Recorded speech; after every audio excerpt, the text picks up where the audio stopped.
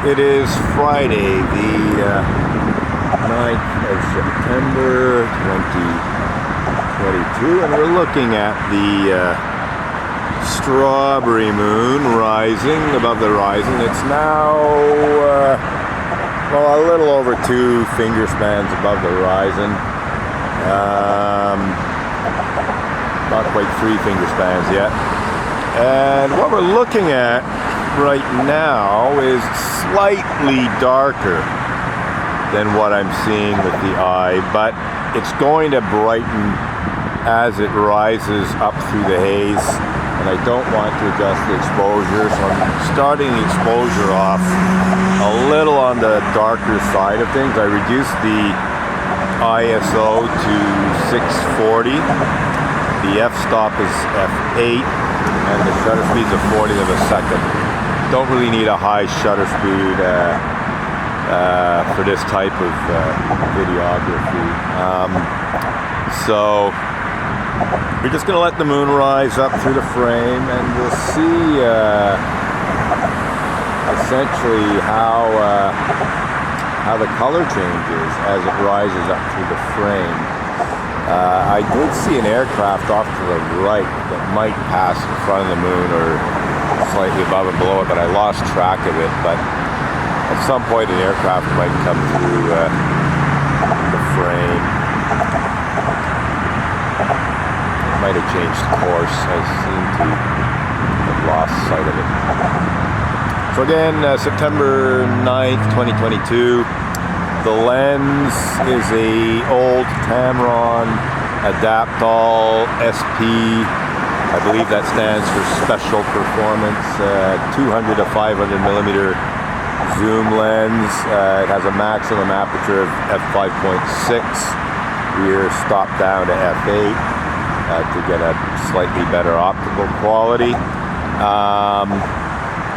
And I'm actually impressed with how good this lens is. It may be surpassed by modern lenses, but not by a whole heck of a lot, you know.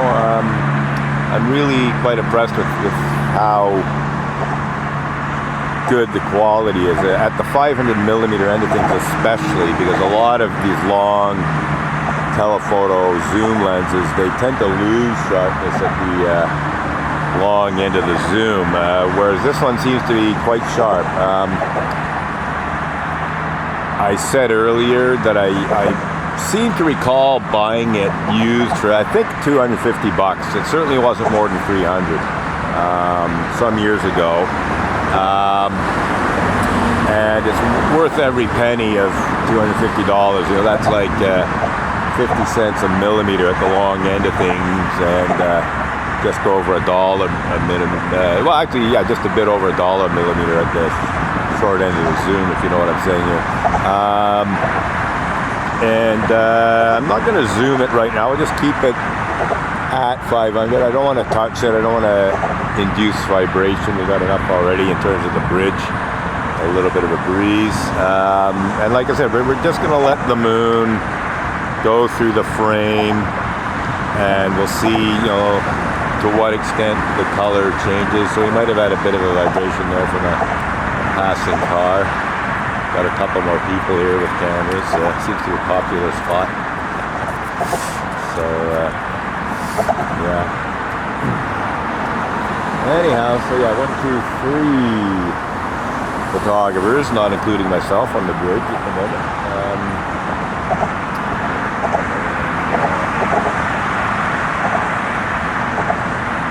Excuse me. Just slightly sleep deprived. Seems to be a common thing for me these days. For various reasons, burning the candle at both ends. Okay, so I see an aircraft, but it's quite a bit above the moon. It's not going to be in the frame. It's passing. I'm not going to mess around. It's just flashing lights, so just a distraction. It's nice when an aircraft flies right across the moon. I've had that happen a couple of times. Yeah, it's a little too low. there are some flight paths in Montreal for landing at Dorval Airport or Pierre-Elliott Trudeau Airport. Okay, a bus just went by, so we probably got some vibration there, significant vibration.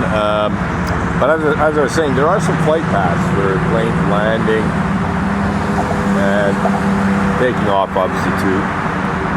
And if one positioned oneself, you know, one could increase the chances of a plane flying in front of the moon. You know, if you got in the flight path between you and the moon, yeah, you'd have a pretty good chance of, you know, several aircraft passing in front of it in a fairly short time frame. But I haven't got around to doing that. And I may never get around to doing that. So, again, the moon is definitely now orange, I would say. Definitely not red. Not even copper, per se. Sort of a, almost like a peach-like orange. And we're just going to let it rise up through the frame here until it gets near the top. And I think we're just going to keep doing videos of the moon rising up through the frame and changing color as it does. Okay.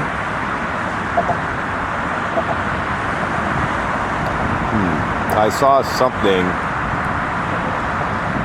Looked like a little flash of light in the sky.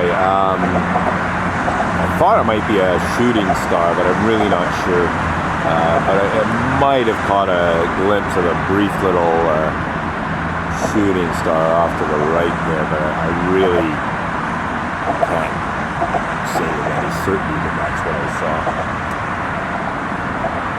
So yeah, we're getting up near the top of the frame. And so essentially these clips, you know, they're about 8 minutes long. You know, when I start with the moon in the lower left, excuse me, and let it rise up through the frame, it gets up near the top in about 8 minutes or so.